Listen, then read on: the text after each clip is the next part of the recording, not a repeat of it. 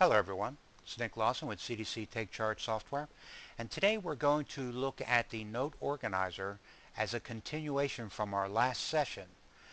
If you followed along in that session, you know that the NoteOrganizer was originally written back in 2003 and in that state would not run on Windows 7 or Windows 8. So by updating it to the later versions of Alpha software, it becomes available for our new desktop application. Now, if you look at this form and you saw the previous one, you know there's a few changes. One, we've added a radio choice option that switches from rich text to HTML5. And there it is in HTML5, the same note. We also added a button that will clear whatever note is viewed on a screen, take and convert rich text to HTML, or HTML back to rich text. We also have a find button or find note, which takes and automatically pops up and allows you to search specifically for a note in the list. Then, by selecting a note, it drills down and properly selects the chapter and the book. All right. Now, specifically what we want to look at today is our new note feature. So let's say we're looking at our blog book, which is Alpha Software Tips and Tricks.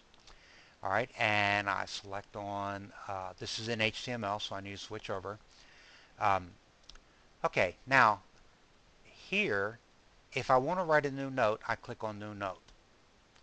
Select from the drop-down menu, and it pops up our dialog box. Now notice that the book name is reflecting as a default the value selected in our books list. The same with our chapter. We were on introduction, so it writes it to introduction. Now the reason for that is because your book can have multiple notes, your chapter can have multiple notes. Then for the note name, it creates a new note name, which is new note, the day of the week, the date in month, day, and year, and the time. And you can create as many pages or notes as you want for each of the chapters and books that you want to create. Now, in addition to that, here's where we use a function, KeyList Build, to take and display our results in our xdialog. On book, we are pointing to the table jotted books. And when we click our drop down, it creates a record list or a record edit list of all the available books in our table. Now the reason I say record edit list is because I can take and write in my own name, or I can select one that already exists. So I can call it XBasic. Alright, so now I'll be creating a new book.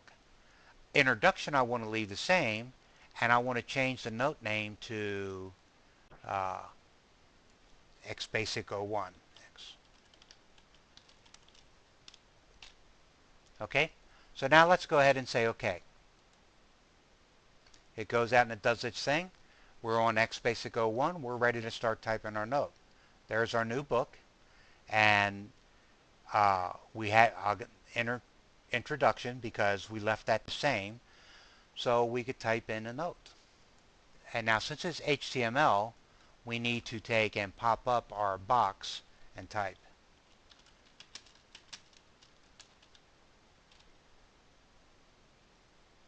Save it.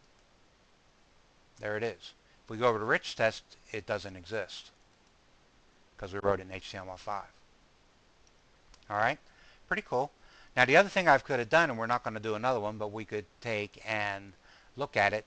I could have taken and created new notes under the same chapter, or new notes with new chapters and new notes.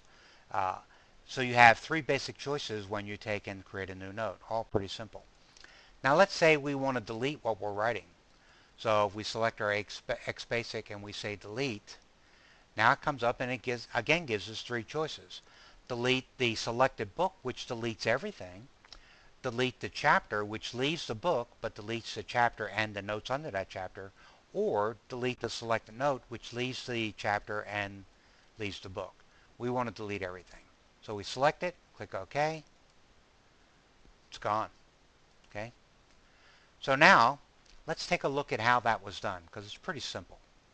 Let's close that. Bring up our form. First, let's look at the rich text and the HTML. This is written on a conditional object. All right, and so the rich text memo field is called jotted body, and the HTML is called, see if I can get it to pop up the name, it's just called HTML body. Okay, um, the code that makes it run is right here, and you've seen this before, so I'm not going to spend any time talking about it. Basically, it just takes and does a refresh. All right, now on our new note, and we're not going to go into detail now because it's too much to do. What we are going to do is basically just give a quick once over. It builds our menu, gives you the choice of new book or import from file, which we didn't discuss. So if they select a new note, it builds our X dialog. And here is the KeyList Build code for X dialog. KE allows you to build a list and the user can add values to the list. Over here on the right, in the last bracket, you have the function unique key value open close bracket. By placing that in there, whatever value you are searching on or you want to return, in this case books, it only shows unique choices. Now in the books that's not important because there's only one book per record. However, in our chapters points to jotted. So every record has a chapter in it, and that chapter can be repeated. So if there are 15 notes under chapter 1, then chapter 1 would be repeated 15 times. By using unique key value, we only see it shown once in our drop-down key list build. Finally, our third variable is new note. And here we take and we build a text string, new note, and then we use time to show the weekday, the month, day, year, and the time that the note is being created so that each note is unique by name. And again, the user can change it. Now, to see how this works when the user makes choices, that's down here. And again, we will discuss that over on our blog. The same with our on-delete. The on-delete builds a list of radio choices, and again, the user gets to select the one they want, and the code runs, and it'll be discussed on our blog. Also note how we control the different fonts and colors that we have on the screen. Stop on over at the blog.